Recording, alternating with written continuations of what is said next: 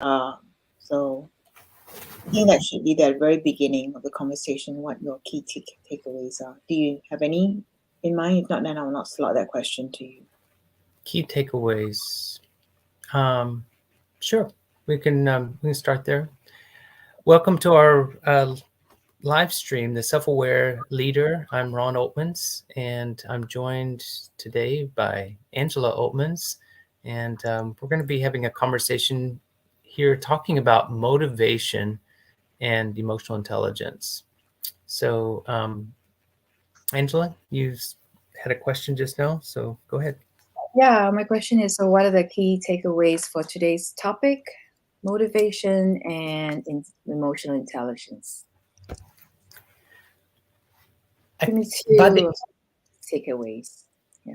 So by the end of our time, I hope that we can really get a lot more clarity about how motivation fits in to a self-aware leader. The practice of leadership, um, motivation is key, both for ourselves and how we lead other people, how we engage with them and have their motivation be at its best. And so I really want to explore those two different directions, is the self and also working with our team, our followers, and how motivation is a key part of the puzzle. Is there another thing that we want to touch on today besides the first one, which I have it on this chat? Clarity of how motivation fits in with a self-aware leader. So what's the second one that you want people to walk away with in today's conversation? I think making the connection clearer about how motivation fits into a workplace culture. You know, in our early episodes, we talked about culture at work and how leaders create the culture. And I think, motivation is a key part of that, whether people show up ready to work and energized, or whether they come to work like, oh, dreading it, or, just the emotional, I guess, mindset or the stance that we bring toward our work is really wrapped up in motivation. So the key takeaway is understanding motivation's place in building a culture. Okay. Making connection clearer how motivation works in a workplace culture. So the one of the first question I have is, are leaders responsible for motivating the people they lead?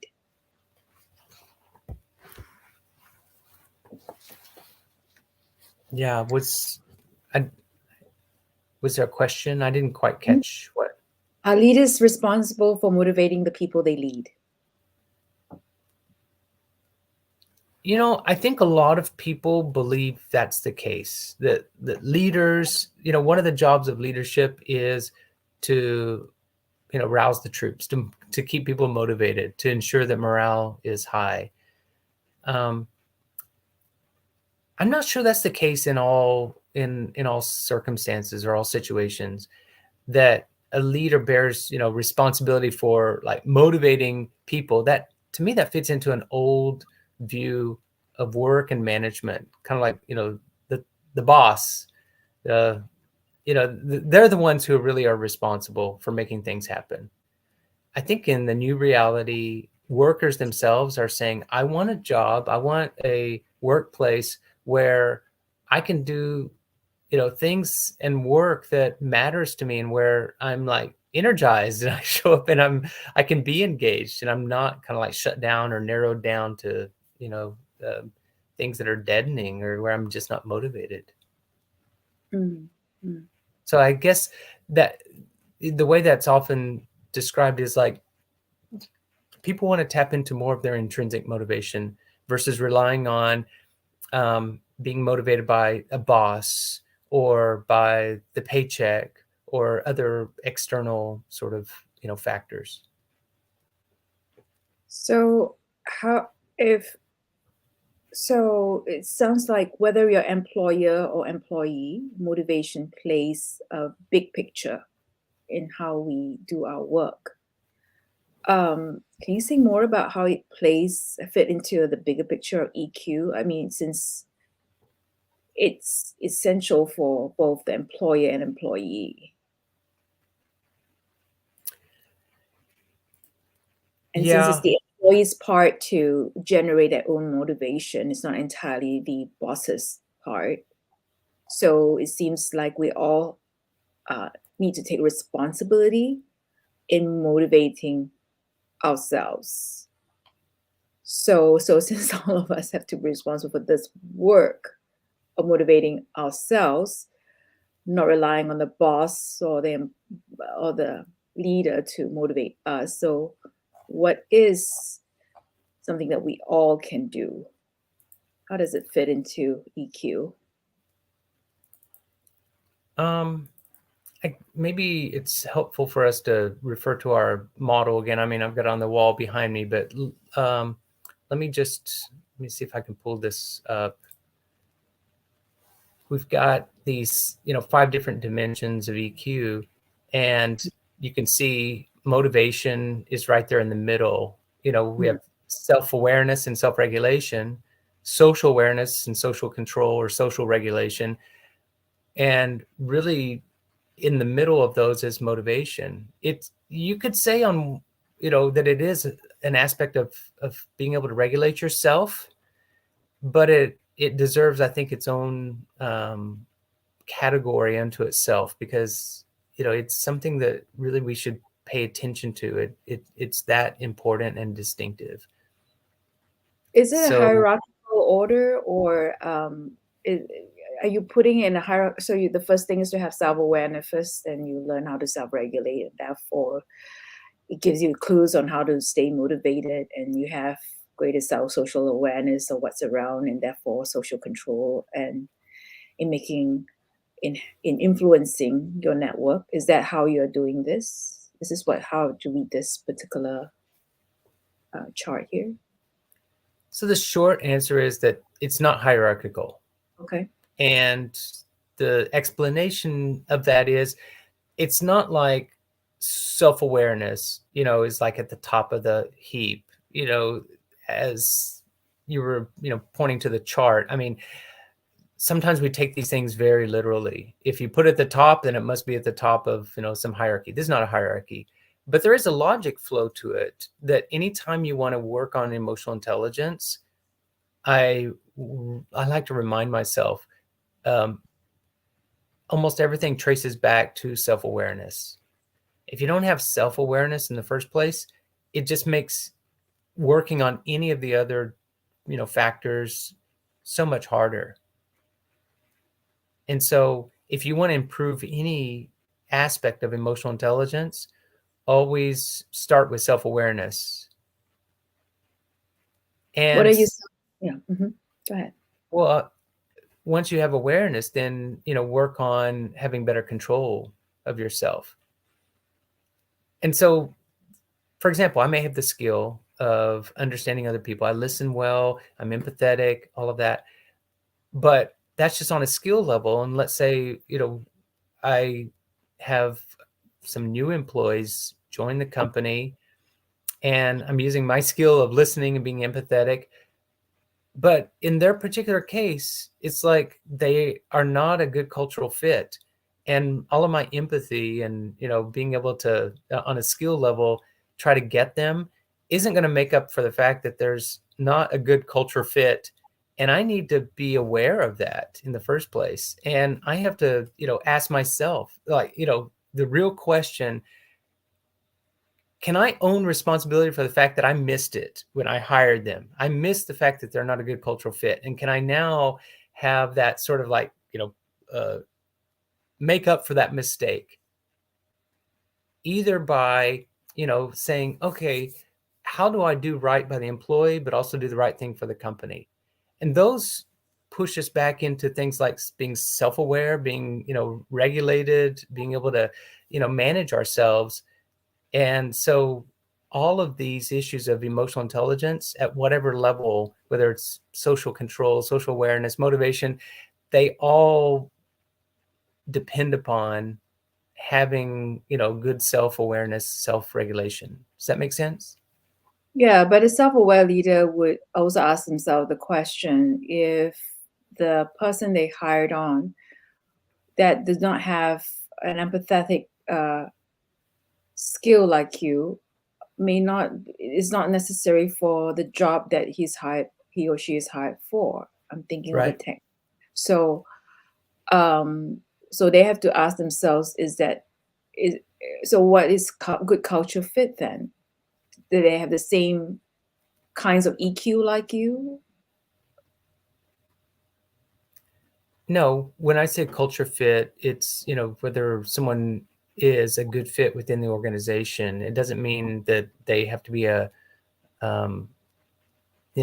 robot or a replica of me as the leader. In fact, that's a mistake that I say it's a rookie mistake of leaders. It's common, but just to hire lookalikes or people who match you is,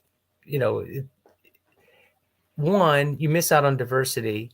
You don't need a lot of mini me's, a lot of lookalikes or versions of yourself running around. You need people with other skill sets, other perspectives. It strengthens the organization. Can you say more? Otherwise, well, whatever blind spots you have, whatever biases you have, whatever prejudices you have, if you're hiring people who are exactly like you, you're multiplying that weakness throughout the organization. And so if you only hire yes people who are like you, then no one's going to be challenging you or challenging the company and challenging assumptions. And, that's not going to work out for the good of the organization or for yourself. So when we talk about good culture fit, what does that really mean? What's the definition? It's a bigger question that I'm not going to do a deep dive right now, but culture is something that's part of every organization. Every place has a culture. Every society on earth has a culture. Even every family unit has their own culture. And whenever two people get together from different families, a lot of the conflict between them is because they come from different family cultures and they have to learn to work together and create their own new culture. It's just a fact of life. And, people come into a particular workplace or a work culture and they may not be a good cultural fit. I'm thinking about, here's an example. Whenever I went to China and worked there for a couple of years, the workplace culture in China is different from what I was used to in the US. And I had to learn to adjust and to adapt and even read new cues, new signals. In the beginning, I was not a good culture fit. I just wasn't. But I did bring some expertise and some experience that wasn't present in, the workplace that I joined. And so I made a contribution. But I also had people who kind of eased my, the mistakes I was making, whether it was speaking the language or just not reading the culture well. And so on that level, it's very obvious to see, okay, I'm not a good culture fit. I'm a Westerner in a, Asian culture that I don't fully understand. A lot of things I don't understand. Even within our own culture, let's say here in the US, there are people who, enter into a particular workplace. And let's say this one workplace has a lot of people who are very hard charging and aggressive. Someone comes in who is not that makeup. And so they don't ask for what they need. They don't make any requests. People run over them and the person's just suffering and they're not speaking up. And no one is looking out for them either. They're not a good culture fit. I'm not saying they can't learn and adjust, but in the early stages, they're going to be suffering. And a lot of times, people just don't learn how to, make the best of their situation, how to adjust to the culture.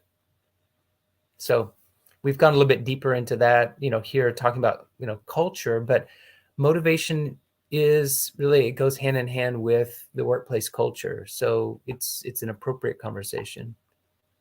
So can you say more about how then does motivation play in? Like, for example, in the case of China, or in this situation where a person is part of a culture that where the they don't have some of the traits that a lot of those employees have, like you said, more forceful, and they're more they're less, they're not forceful, they don't, they have needs as well, but they don't speak up. So how does motivation help one adjust better in the workplace culture? um, how does how does that fit in? We need to back up and really kind of look at what motivation is itself, in order to answer that question. Okay. So maybe let's put that in the comments, your question, so that we've got a placeholder and I can come back to it, because I think we need to step back and just, make sense of what we're discussing, kind of a bigger framing of this. So to type in the question, how does motivation fit into the bigger picture of EQ? Is that what you mean to type in? Just the question that you just asked, which was like, you said someone who comes into the culture, and how to motivation, Mhm. how you worded that question, if you're able to recreate it. So take a moment for that while I'm going to elaborate just a little bit of what I was seeing. We need to, look at motivation a little bit in a bigger frame. If you just look at the word itself, motivation, comes from motive, or, something that moves. And emotion, like emotional intelligence, also has motion in it. It's like what when we feel moved by something. So there is a conceptual link here at the root, even though they're not identical. Motivation and emotion are, tapping into a similar source. Emotion is a bigger category, obviously, because you can feel a lot of things. Even you can feel demotivated, or you can feel low energy, things that are kind of the opposite of motivation. Mhm. But maybe I can just, within the EQ model that we use, motivation is that tendency, it's the passion that you bring to work, the passion that you have to do things that goes just beyond external rewards. So it's the passion that you can't buy with money. It's not just, you come to work because you want to learn a lot of new things, or you want to contribute to other people, or all those are great and worthy motivations, but those are external. So it's like, what is the internal why or purpose that you have? What drives you intrinsically, internally? That's the motivation that we're looking at within EQ, that is different from those external drivers. That we have a different model called driving forces, that we can examine those extrinsic or external drives, and help us understand those better. I really like the clarity that you meant, how you said, first of all, let's define it. And I've never heard this definition before. That's the passion that one brings to work. One of the key takeaways in this conversation is that we want clarity of how motivation fits in with a self-aware leader. And so to appropriately define motivation as something that one brings to work. So first of all, then we have to look at, like, do you have the passion? you know, and not every, and life happens just the way. So you talk about when two people are married, they bring two different family cultures into the relationship, like you and I, East and West, from Singapore and the US. And I'm Chinese and you're white. We bring many different cultures into our relationship. And we have to have the motivation to make it work. Yes, to say that, right? And alongside it, to keep it long lasting, you must have the passion to keep it, not like hot, fiery passion, I think that's where people get hooked and mistaken, whether it's in a relationship or at work. The word passion is not like um, lots of endorphins. Yes, right? Yeah. Yeah. So being self-aware, you know, so I, can you say more about, like, go even a little bit deeper, because it's like now that you unpacked it and say that, it's the passion that one brings to work. So, you know, in a long-term relationship or in a long-term, when you're at a work, you are day in and day out there, you know. So how do you sustain that? That's why when we're talking about motivation, it's really important to get beyond those external factors, because a lot of people, when they say motivation, they're referring to just one aspect or one view of motivation, which is the external factors that I was mentioning. Things like, yeah, I'm motivated as long as they're paying me, and as long as the pay is really good and I got decent benefits, and my workplace is civil, people are not treating me badly and all that. It's like, yeah, I'm motivated. And all those are external things. And so what do you do whenever it happens?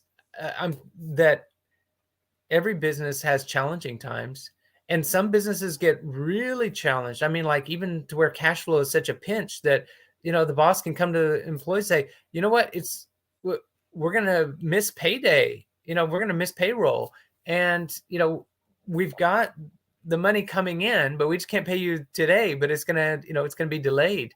And it's like, you know in workplaces where people are really working out of an intrinsic sense, it's like they can even put up with that. In other places, it's like, hey, you don't pay me, I'm not coming, I'm not showing up, because I'm strictly here for that. Or, maybe if I'm not, that's not all. That is the most important, thing, is the external, rewards that I get. So no pay, no work. I'm not going to do it.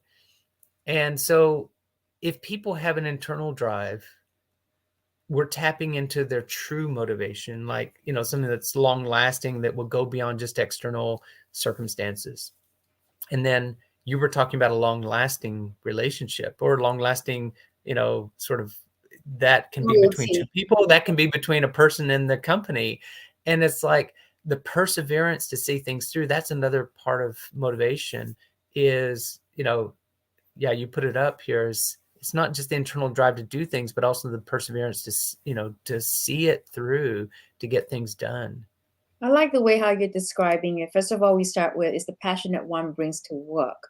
So yes, there's the external motivation of financial rewards. That usually is the reason why people want to go to work, right? Can you think of any other reasons why people will go to work besides financial reward? Maybe if you're not in a. So I know some people do it because they want the social aspect. Mm-hmm. Yes, yes, the social aspects. Um, and but what make people stay is because they believe in the cause of the company, and they want it to, they will not stop. And that's not just someone with at a VP level. It could be a secretary. They believe in the vision, and someone that doesn't have a high position. I've seen janitors at a church who will just stay in the work because they want the church to flourish. Mm-hmm. So they believe in the vision. So those are internal drives. Yes. So how can we measure internal drives in any assessment tools that you have? Sure. Mm. The EQ assessment that we do actually measures all 5 of those factors that I was just showing, about self-awareness, self-regulation, motivation, social awareness, social, regulation as well. So we can measure how a person sees themselves and how much they have of each factor in those 5 areas.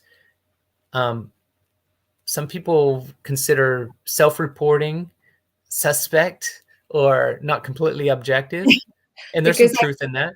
And yeah. so another way that you can get to that is do 360 type assessments where the people who interact with a person, that person's boss, their colleagues, if they manage other people, the ones who report to them, or maybe they have a customer facing role, you can get some customer input too. But it's like you can have different people rate a person and get a pretty objective sense of where they lie in these different, factors. And so yeah, there are ways to do that. And, companies also have internal measures, what I call mini surveys or pulse surveys that they do occasionally about the workplace environment. And those are another way that you can get a feel for how is morale, how is the motivational climate. It's kind of like take the temperature without looking at individuals, but maybe look at the collective, the overall. So there are ways to measure these. So with engagement being pretty low these days, whether it's quiet quitting, great resignation, and all this stuff, it's just a conversation out there in the workplace culture. Not not everybody think that work suck, but it's really hard to stay motivated. Not people not being engaged. So what is something that Lead Skill can offer that's actually be in support of companies and people hiring, and also so motivation. I like the part about the motivation part, because then I can see, like, do they and you tell me that the data is pretty accurate in helping see that people can lie through the test, and it's really costly to have the wrong hire, because you onboard the person and you invest, and then it's expensive when the fit isn't right. So my question is, how can what your tool have help me measure the internal drive and help me so that I can have better engagement? I mean, is it a surefire? Because I really want to have people stay engaged with their work.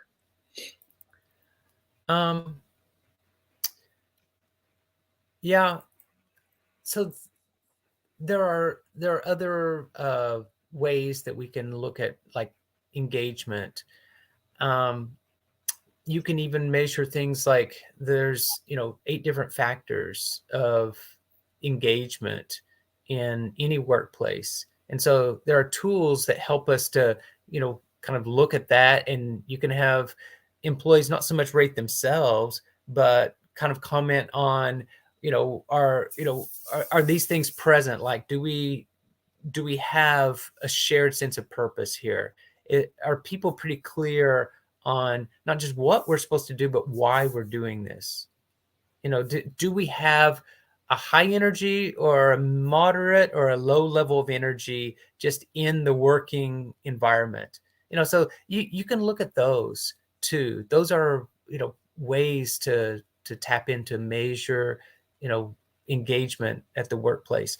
What Lead Skill does for companies is, first of all, we partner with the leaders, because if the leaders don't get a clear picture of what's going on, if they are not really dealing with reality, then anything that's done is either going to be short term or it's going to be quickly derailed. So I found this out early on in my work, because it's like, well, how about doing something like, from we say from the grassroots, from the bottom up. It's like work with the employees and,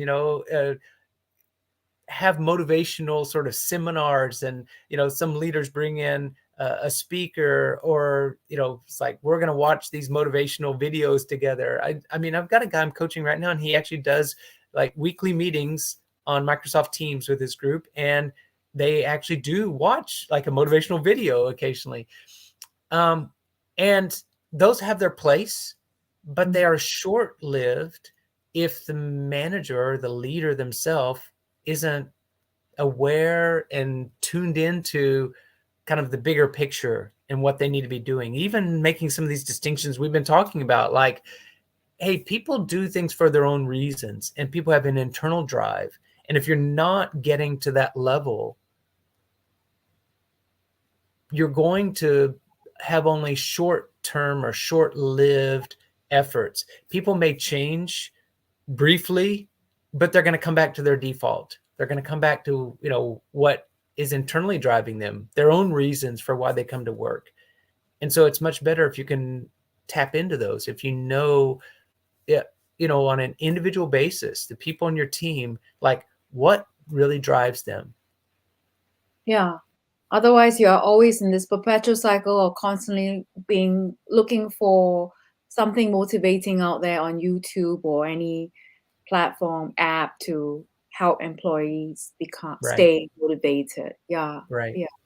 So making the connection clear on how motivation it works in a workplace culture. I'm starting to get it. It's not, although there is a place for motivational talks, content, and because it's new ideas, you bring in new ideas, new ways of looking at things, and it's very inspiring, a lot of these content conversation. But for long-term sustainability, you either one have that kind of motivation content constantly there, or you go deeper, which is find out what the internal drivers are for the different employees. Either these self-tests that you say, or even 360s that Lead Skill does. Yes? Yeah, both of those. And the third, which I was mentioning, which is being able to do, like, instead of a 360, often we think of it as you're rating an individual, but you can also do an organizational sort of survey, like the 8 factors of engagement. And there's others out there. There's something we do called a TEAMS survey, TEAMS, in which people answer questions of rating how effective we are as a team and whether we have clear processes outlined and what is the quality of the relationships, and our communication among one another, and whether, whenever we are letting a deadline slip, how quickly do we communicate that and take steps to, address it. And when people answer those kind of surveys and you get a collection of data, it gives you a pretty good idea for what is the level of functioning for a team or an organization. And once you have the data, once you are dealing with what the reality is and you have a common sort of view, and you can see, like, okay, this is the benchmark or the baseline. And Joe over here is very optimistic because his rating is consistently higher than everyone else's. And when Joe sees that too, it's like, I didn't realize that the rest of the people here, aren't looking at things the way I am. Maybe they're not so optimistic. Maybe some of them are much closer to aspects of the work that aren't going so well. And so they're not so, optimistic as Joe is. And so just making all of those dynamics something you can discuss and you can manage it together, it changes your effectiveness as a team. It makes things possible now. How are we going to address this? How are we going to deal with the facts on the ground, so to speak? And So what we found is that whenever people have that greater awareness and now they see the problem better and they're involved in, like, helping to solve it, engagement always goes up. It automatically goes up because it's less of a mystery. Because in the past, leaders often kind of keep the information in their own hands and they guard it, even like information about how the business is doing and how the finances, and how it's all functioning. And so the less people feel a part of, like, in the know, or, able to change things to really affect the outcomes, they're not going to be as engaged. yeah, so when you're saying this, I can have picture. Obviously, I keep seeing like El Dorado, like Dora's, I don't know why Dora is up here in my head. Map, it's like a map. So we all, when we sign on a job, And when a company exists for a reason, we kind of know what the end goal is and what the product or service we're offering, with the departmental level and a company level. So a map, your tools, the tools that you provide, the lead skill provide, help me see that it's basically a map to see where the people are. Sometimes they could be at station 2, some will be at station 8. I mean, maybe the ones at station 13 sees a huge mountain. Like I'm thinking of the story John Bunyan's Pilgrim's Progress. You know, they all know is the end point is going to be all wonderful, celestial, and great, but there are different stations where you get hit by roadblocks, you know, and not see so clearly, or when you are out in the meadows, you start seeing clearly. So the data helps, gives a overall picture, overall health of where people stand. And so the leaders can then come together with you to create solutions for different people at different stations. That's how I'm seeing the whole thing. Yes, that's correct. So so coming back to my first question, and I'd like you to answer it again. Perhaps you answer it already, and I'd like to hear it one more time. Is that then I gather it's old school to think that it's a leader's job to come up to, rally the troop every day. Mm-hmm. We are all human beings. It can be done, but it's costly. It's like it takes energy to constantly be pumping people up and boosting morale. And then I was thinking about something that I read last night, which is like sometimes you when you are leaned into certain things, you can, for example, like fatigue for me can drive me to become depressed or angry. And when you have anger, then you have resentment and bitterness and just resentment. And so when you have that emotion stored up, it's very difficult to motivate people. So that's another conversation, EQ, which you have done in depth, with all is it 3,000 emotions that you have tracked, or I can't remember, 500, 3,000, a lot. You tracked a lot of emotions. Yeah. But the popular one is different emotional expressions and words. But I have a database of several thousand. I mean, it's more than 3, a little less than 4,000. But on a more like manageable basis, I've got a pretty good working data bank of like 550 or so emotions that help us. And then if you want to make it even more manageable, we put it into an emotions wheel, like 128. That's useful. Yeah. So that's useful. So my question that I want is then, if it's so, do leaders have to be motivating to be effective? So the answer is no. Yes, correct? Yeah, if we think of motivating as motivation equals inspirational, that a leader has to be like very, able to motivate the troops, pump people up, inspire them. That's a stereotypical view. No, not all leaders need to be motivating in that way. And I'd say the leader's job is really to understand and tap into the motivation that their followers already bring. It's kind of like people are bringing their own energy, their own gas, if you will. It's like, instead of trying to fill up their tank with your gas, it's like, let them, use their own gas, or let them, they bring their batteries that are charged by things that they're tuned into. And if you can tap into that for, the majority of your team, and for most people, it's more sustainable. It's also allows, you to realize these things that management consultants often talk about, like synergy. This synergy is the working together of everyone's energy. It's not just the leader having to dispense the energy by charging the troops and energizing and getting them pumped up, but it's like, how do we bring everyone's energy and tap it together? Mm-hmm. I like that. Yeah. A leader's job is to tap into the motivations of that people. Yes. So what is the people's job? Not in a manipulative way, but in a way that is authentic. And it's like, you know, uh, Shelley, I noticed that she really enjoys helping people. You know, that's if she has a chance to contribute to someone, she beams, and that's just very, you know, that's how she's wired.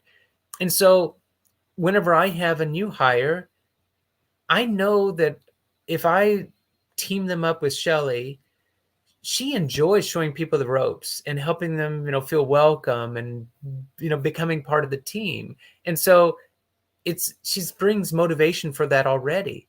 If I Mm, stick Shelley off in a corner, you know, cubicle away from people where she can't contribute and she's alone, I'm demotivating her and I'm actually mismanaging her. And you may think that, no, Ron, that doesn't happen. That happens every day. People are miscast for jobs. People are not lined up with the things that naturally motivate them. And so managers can really, if they start looking for these things, it like gives them a new set of glasses to look through. They suddenly start noticing like, wow, I just wasn't even tuning into each person's individual motivation and how to tap it more, you know? mm, That could be very demotivating when the employees are not able to work at what um, motivates them into. So my own example, and maybe I've shared this before, but it's like when I had a job in graduate school, you know, when I was in college, and I worked in an eyeglass shop.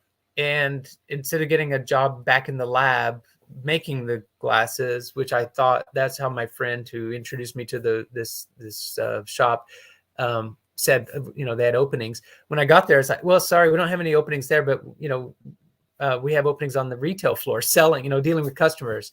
That's not my strength. But, you know, the thing that I found interesting about that job was learning about optics, eyeglasses, measurements, different lenses. All that was kind of interesting to me. And as long as I had an opportunity to keep learning, and there were opportunities, like especially when it wasn't so busy, you know, we could do self-study and things like that. When I was able to do that, I was happy and I enjoyed my work. But I had this one shift manager who she didn't like me learning, and she wanted me to be kind of looking busy and polishing glass, you know, and cases and things. Even if, you know, the vacuuming had already been done and everything was polished, she still wanted me to do that and not in the book, you know, learning, even if it's a slow period. And that was so demotivating whenever I wasn't able to do the thing that I found naturally interesting and engaging. I couldn't learn. So I was mismanaged by her. Now the store manager allowed more opportunities, and she was a little more, I'd say, enlightened. And so, you know, she allowed for each employee to kind of express themselves in their own way. So that's an example, I would say, of, you know, tuning into people and noticing like not everyone is wired the same way or motivated the same way. Yeah. So I like the how you know use when you're even if there is a mismatch at work for you, you found other ways to stay motivated. So what tips would you give to employees who are currently mismatched, but you know they are there because they need a job, you know, and they have a family they need to take care of, or they have an aging parent they need to look after, and they need a few more years before they retire out. So how do they stay motivated, and how does self-regulation or EQ, all this play in to have them continue their work when they have less than empathetic leaders? Your question is about how does an individual employee Mhm. basically stay plugged in and motivated even when their leaders aren't doing a good job of, you know, kind of managing them well. Yeah, because Is that right? it ties. Yeah, because it ties to the first thing that I pointed out is that then it's all everybody's job. It's your personal job and responsibility to stay motivated. Yeah, this is where we talk about, leadership begins with self-leadership, personal leadership. So even like a younger employee or someone who's an, individual contributor at work, you don't manage anyone else. You don't have other people who report to you. And often those people aren't even seen or classified as leaders. But they are potential leaders, or some companies call them emerging leaders. They identify them as potential talent and those sort of things. Leadership begins with ourselves, and so yeah, if it's not being provided by the people who lead you or who manage, then learning more about yourself and tapping into your own motivation, and even making the decision, like, if the opportunities aren't there where you are currently, maybe you need to look elsewhere. It's like maybe it's time for a strategic move and find a place where there's a better culture fit, or where there's more opportunities to contribute, and where what you bring to the job is more appreciated, more valued. Even apart from, like, jumping ship, moving somewhere else. Maybe you like the current, job you're in, but your boss or your manager right now just isn't the best at tapping into, what drives you. Well, looking for the opportunities, and even, looking for strategic allies, partners, some of your coworkers, people you can learn with side by side, or people you enjoy working with. There are probably other opportunities that you could be exploring and, finding. And even there's other people within the organization, if it's a larger, size company, where you can get mentors, people that you don't directly report to, but you could learn from. And so that can be informal, people that you approach during lunch, or, other times in the business, when you can just say, hey, I want to grow here, and I can see that I have a lot I could learn from you. Would you mind letting me, come and tap into your expertise, your experience occasionally, and just asking for that mentoring. Mm-hmm. Yeah, I was trying to pull up this screen here. I wanted to bring this out here like that. Yes. So we're here, the motivations, and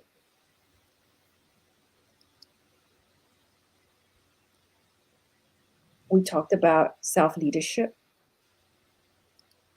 and leadership begins with self-leadership. We talk about how you learn about yourself and learn what your motivations are. So that's the employee part, right? And because when you're motivated, because all that helps.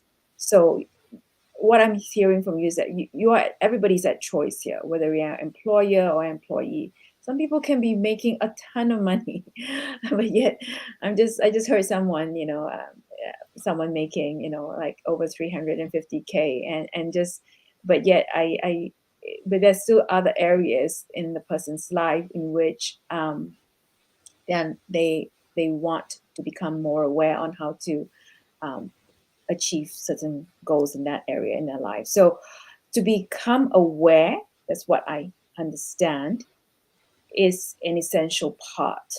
I feel like I'm constantly just learning more and more about what self-awareness is about. It's such a large field. I thought I knew, but I really, the more I know, the more I don't know. So the more I try to understand and use data to understand, the more I realize that it's not, it has this, there's so much more to learn. Yeah. You even shared something with me about that phenomenon recently. I forgot what you called it. It's something, the something effect. The more you spend time with something, the more you see the details and the complexity of what appears kind of simple on the surface. Yes, I believe they call it the Richardson effect, where I don't have it. I can pull it up, but let me go see if I can pull it up. But go ahead and tell me. As I'm watching the time, I just want to see if there's anything that we've not covered today that you'd like to put in. I think that we've talked about motivation in some of the different aspects of what a leader needs to be looking for. And I think what we didn't really maybe emphasize quite as much is, for a leader, yes, you need to know what your internal motivation is.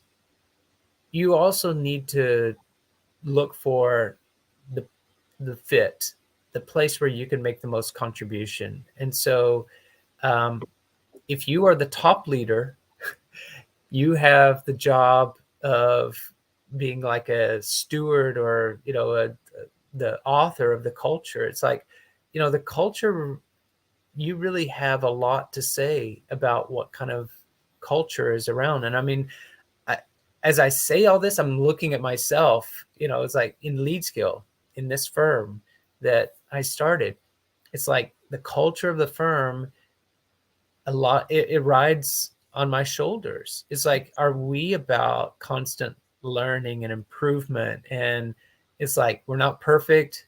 We do a lot of, misfires, missteps, but it's like, are we getting better? And do we encourage, that kind of an environment?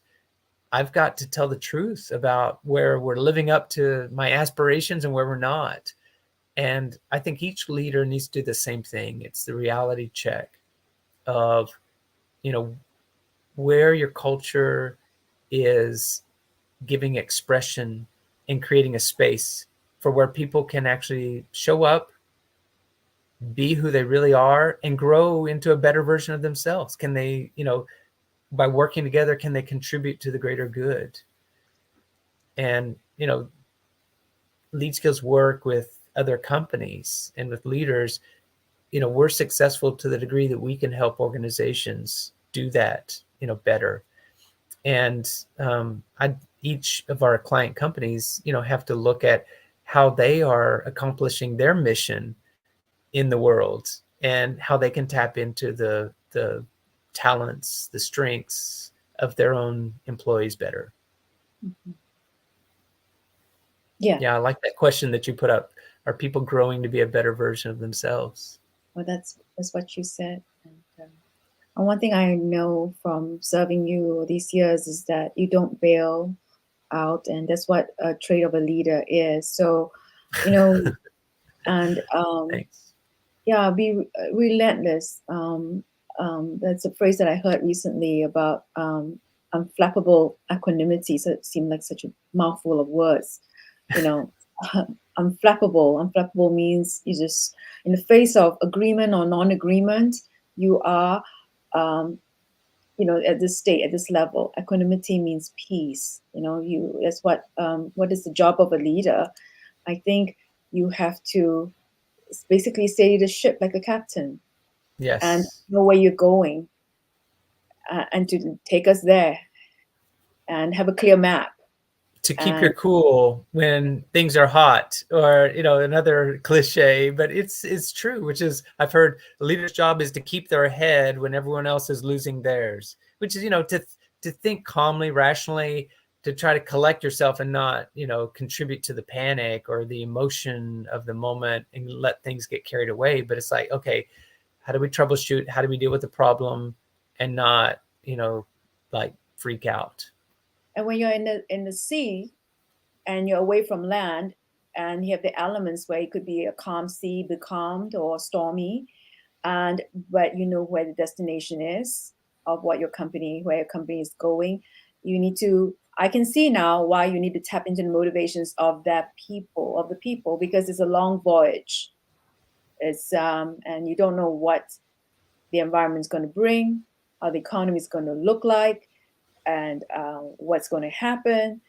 So if you can keep your eye on what the motivations of your people are, like you said, if someone is gregarious and they love, for them, what brings them joy is being able to help someone find how to work the printer. I don't know. I mean, just how to solve a childcare issue, which is, I'm thinking of a lot of people in my life right now with a lot of babies. I mean, I'm thinking like at least 6-7 babies that I know of right now, and I'm thinking of these moms. Like, you know, if someone at work could just kind of like know that matters to that person, you know, and being able to fulfill that need or situation, and that really will help the person stay motivated at the job. Yeah. So the passion that we bring to work, the internal drive to see things through. And thank you, Ron, for this conversation. That's it that I have for you. Thanks for your questions and for engaging this. I hope it's been helpful for you and also for people watching and sticking with us this far. So we do these live streams every week, midweek. We are, you know, you can join us in the live broadcast, ask questions and get those questions answered, you know, on our topic. Next week, we're going to be talking about mindfulness and its place in emotional intelligence. So I'm just grateful for our viewers. And if you want to know more, if you want to reach out and connect with us, you can find our information at leadskill.com, just like in our logo. It's right there, leadskill.com. Just drop us a line. Let us know that you were watching. Maybe put a comment here in the video, in the footnotes. You can do that. And let us know that you were watching and what was helpful for you. We would like to hear your input. And if you've got ideas for future sessions of the self-aware leader, things that you would like to hear us address, let us hear from you. And we'll factor that into our content plan for the future. So, Angela, thanks. And we'll sign off for today. Yes, thank you.